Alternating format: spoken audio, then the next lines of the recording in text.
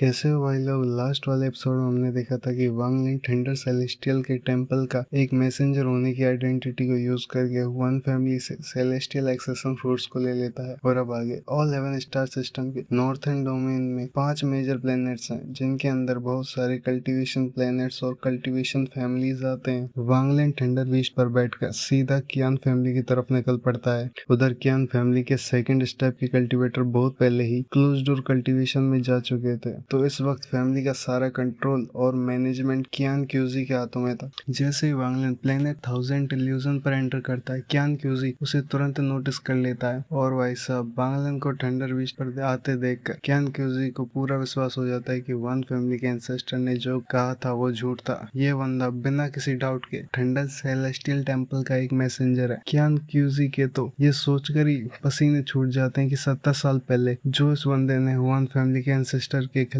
इतने powerful spell और treasures का यूज किया था। तभी कियान क्यूजी और कुछ कियान फैमिली के कल्टीवेटर्स जल्दी से बाहर आते हैं ताकि वांगलिन का वेलकम कर सकें। तो वैसे तो कियान क्यूजी का कल्टीवेशन वांगलिन से एक लेवल हायर था, पर दोस्त थंडर सेलेस्टियल टेंपल के मैसेंजर का स्टेटस आसमान जितना ऊंचा है तो उन्हें ऑफेंड करने की किसी में हिम्मत नहीं होती। वांगलिन एकदम काम एक्सप्रेशन के साथ थंडर बीस्ट पर बैठा रहता है और कियान क्यूजी की तरफ देखकर कहता है, greeting seniors, long time no see. कियान क्यूजी नर्वस होकर हंसने लगता है और कहता है, मुझे सीनियर बुलवाने की हिम्मत नहीं है। लॉर्ड मैसेंजर का स्टेटस काफी नोबल है, हम पियर्स की तरह बात करेंगे। लेकिन अंदर ही अंदर कियान क्यूजी पूरी तरह हिल गया था। उसने क्लियरली देखा था कि 100 साल से भी कम टाइम में वांगलिन अर्ली स्टेज असेंडेंट से सीधा लेट स्टेज असेंडेंट तक पहुंच गया था। यह स्पीड उसके लिए बहुत शॉकिंग थी। सबसे ज्यादा हैरानी की तो उसे थंडर बीस्ट को देखकर हो रही थी, जिसकी फियर्सली उड़ती हुई आंखों में देखकर उसे ऐसा लग रहा था मानो वो सेम कल्टीवेशन लेवल की किसी कल्टीवेटर को फेस कर रहा हो। इधर वांगलिन सीधे पॉइंट पर आता है और कुछ सेलेस्टियल एक्सेशन फ्रूट्स मांगता है। कियान क्यूजी अपना दिमाग दौड़ाता है। उसे पता था कि ऑल 11 स्टार सिस्टम में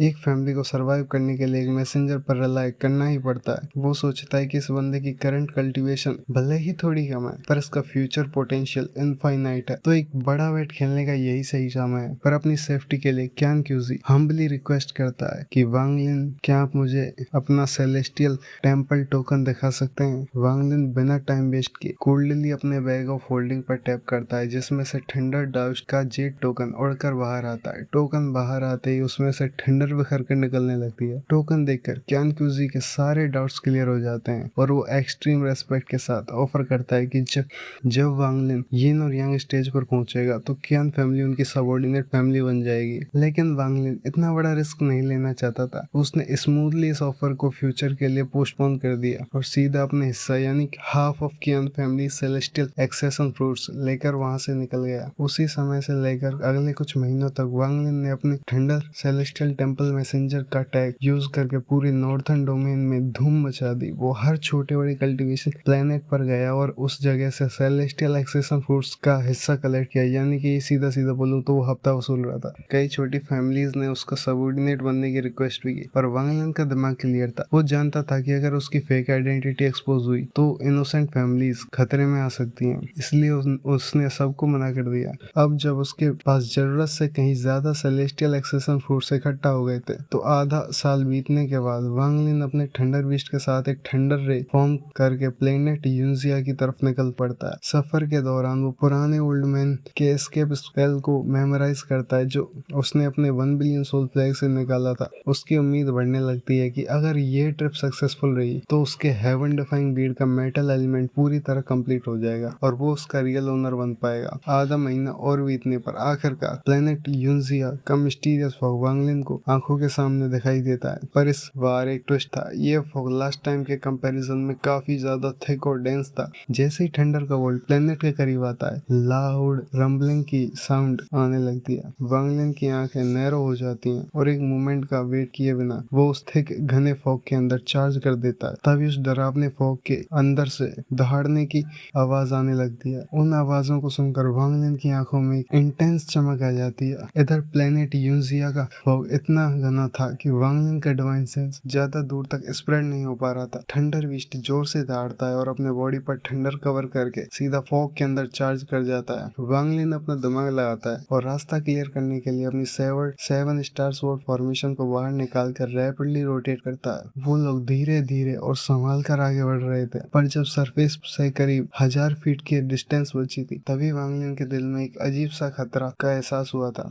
उसी समय एक पतला टेंटिकल जैसे किसी ऑक्टोपस के हाथों इतनी स्पीड से आता है कि उसका सिर्फ एक आफ्टर इमेज दिखता है। थंडर विश तो लगी था जो उसने तुरंत डॉज कर दिया, पर वो टेंटिकल्स वापस जाते जाते वांग लिन की 7 स्टार स्वॉर्ड फॉर्मेशन को अपने साथ लपेट कर ले नीचे खींच ले जाते हैं। भाई साहब, वांग लिन समझ जाता है कि ये क्या वाला है। ये टेंटिकल्स एकदम मून गेजर सरपेंट के थर्ड फॉर्म जैसे लग रहे हैं। दोस्त, मून गेजर सरपेंट के 3 फॉर्म होते हैं। फर्स्ट फॉर्म, इसमें सरपेंट के पास कोई अटैकिंग कैपेबिलिटी नहीं होती, ये सिर्फ एक बेसिक और हार्मलेस फॉर्म में रहता है। सेकंड फॉर्म, इस स्टेट में इसकी बॉडी के सारे वाल छोटे हो जाते हैं, श्रिंक हो जाते हैं और ये एंसेंट गॉड की बॉडी के अंदर अलग अलग शेप्स में बदलने लगता है। ये फॉर्म यूजुअली इंडिकेट कर दिए कि सरपेंट सो रहा है। और थर्ड फॉर्म यानी एजोल्ट फॉर्म सबसे खतरनाक होता है, जिसमें उसके टेंटिकल्स उसकी पूरी बॉडी जितने लंबे हो जाते हैं। वांग लिन शॉक में था क्योंकि लास्ट टाइम यहाँ 2 सरपेंट थे जो सो रहे थे, तो आखिर पिछले 100 साल में यहाँ कौन आया था जिसने इस बीस्ट को जगाकर इतना गुस्सा दिला दिया। खतरे के बावजूद वांग लिन अपनी स्वॉर्ड फॉर्मेशन पाने के लिए आगे बढ़ने का रिस्क लेता है। फॉग से बाहर आते ही जो नजारा उसने देखा उससे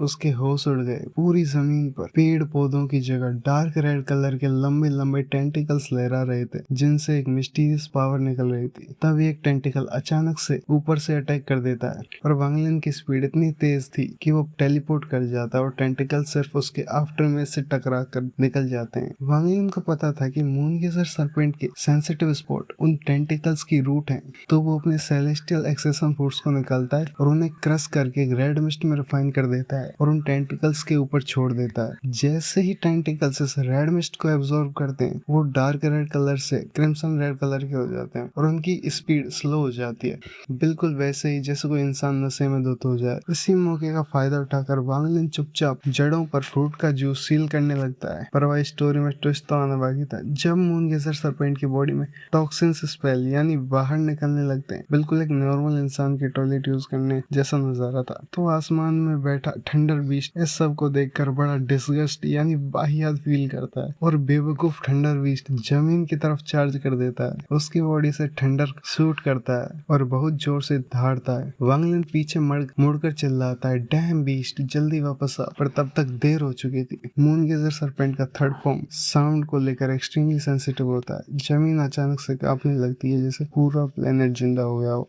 सारे टेंटिकल्स अचानक रुकते हैं और उनमें से एक ब्लाइंडिंग यानी बांधने वाली रेड लाइट्स निकलने लगती है, जिससे पूरा प्लेनेट लाल हो जाता है। ब्लिंक करते ही वो सारे टेंटिकल्स थंडर बीस्ट को चारों तरफ से लपेट लेते हैं। थंडर बीस्ट पूरी जान लगाकर स्ट्रगल करता है और थंडर रिलीज करता है, पर एक भी टेंटिकल्स नहीं टूटता। अब थंडर बीस्ट की आंखों का घमंड गायब हो चुका था और वो डर चुका था। वांग लिन तुरंत वॉइस ट्रांसमिशन भेजता है, दहाड़ना बंद करो, और अपने बचे हुए फ्रूट्स को निकालने लगता है। और उसी दौरान इस प्लेनेट यानी मून गेजर सरपेंट, ऐसा समझाऊं तो तुम्हें पूरा प्लेनेट ही मून गेजर सरपेंट की बॉडी है। मतलब जब वो सोता है तो एज अ प्लेनेट दिखाई देता है। उसके एकदम कोर में एक बड़ा सा केव था। वहाँ एक पतला सा ओल्ड मैन बैठा था जिसके आसपास एक बड़ा फर्नेस था जिस पर टेंटिकल्स लिपटे हुए थे और कुछ एब्जॉर्ब कर रहे थे। अचानक उस ओल्ड मैन की आंखें खुलती हैं और उसका एक्सप्रेशन एकदम ग्लूमी हो जाता है। केव की वॉल्स मूव करने लगती हैं। वहाँ बहुत ज्यादा रेड मिस्ट भर जाती है और एक बहुत ही गंदी बदबूदार गंदी जिसमें लाइटनिंग भरी हो वो अंदर आने लगती है। और दोस्तों, ये ओल्ड मैन कोई और नहीं बल्कि अपना मुन्ना ग्रीडी था जो कि यहाँ पर फंसा हुआ था और वो उस जगह पर बैठा था जहाँ मून गेजर सरपेंट अपने वेस्ट को बाहर निकलता है। वांग लिन बिना टाइम वेस्ट किए अपने बैग ऑफ होल्डिंग से बचे हुए सारे सेलेस्टियल एक्सेशन फ्रूट्स को निकालता है। वो चुपचाप उस फंसे हुए थंडर बीस्ट को देखता है जिसकी अवॉर्ड दहाड़ने की हिम्मत बिल्कुल नहीं हो रही थी और डर के मारे सहम गया था।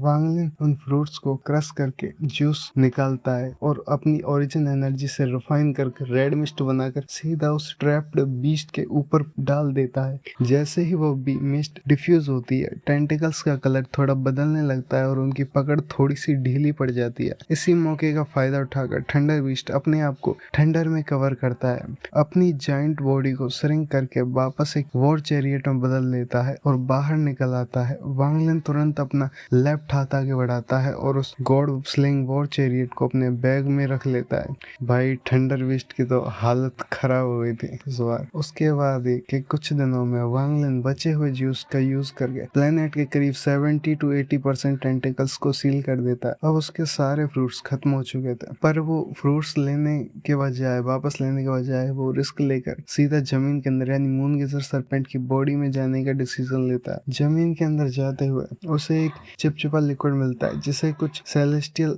स्पिरिचुअल एनर्जी कैद थी। वांग लिन का दिमाग इंस्टेंटली क्लिक करता है। उसे याद आता है कि लास्ट टाइम यहाँ पर कोई भी स्पिरिचुअल एनर्जी नहीं थी, जिसका मतलब था कि पिछले 100 साल में यहाँ कोई ना कोई तो पावरफुल कल्टिवेटर आया है और उसने कोई स्ट्रॉन्ग स्पेल यूज किया। नीचे जाते जाते आखिरकार वांग लिन उस मेटल वेन जो एक्चुअली में मून गेजर सर्पेंट की बोन है वहां तक पहुंच जाता है, पर वांग लिन बहुत सतर्क था। वो सीधा बोन पर हाथ नहीं रख डालता क्योंकि उसे डर था कि जिसने भी बीस्ट को जगाया है कहीं वो आसपास छुपकर एम्बुश ना कर दे। जब वो उस बोन को केयरफुली एग्जामिन कर लेता है तो उस बोन पर एक बहुत बड़ी दरार दिखाई देती है जो ड्राइड म्यूकस से ढकी हुई थी। अपनी सेलेस्टियल बाइंड से जब वो उस म्यूकस को क्लियर करता है तो उसके तो होश ही मानो उड़ जाते हैं। उस दरार के डीप अंदर एक बहुत बड़ा माउंटेन घुसा हुआ था जो उस बोन के साथ लगभग मिक्स हो चुका था। वांग लिन तुरंत इस पहाड़ को पहचान लेता है। ये वही माउंटेन है जो ये वही ट्रेजर था जिसमें से ग्रीड ने माउंटेन सोल एक्सट्रैक्ट की थी। तो ग्रीड ने यह कांड किया है। वांग लिन समझ जाता है कि इसी चोट के दर्द की वजह से मून गेजर सर्पेंट इतना गुस्सा में है और अपने थर्ड फॉर्म में बदल रहा है। वांग लिन उस पहाड़ को छोड़ना नहीं चाहता था, पर क्योंकि पहाड़ का कुछ हिस्सा बोन से जुड़ चुका था वो बड़ी सावधानी से लिंगतिया नाम की स्वॉर्ड एनर्जी को यूज करता है ताकि बीस्ट को थोड़ा भी स्टिमुलेट ना करे। वो पहाड़ का एक हिस्सा धीरे से काटने लगता है। जैसे ही क्रैकल की आवाज के साथ वो पहाड़ का हिस्सा अलग होता है, अचानक वांग लिन को कुछ फील होता है जैसे उसके पीछे कोई खड़ा हुआ। वांग लिन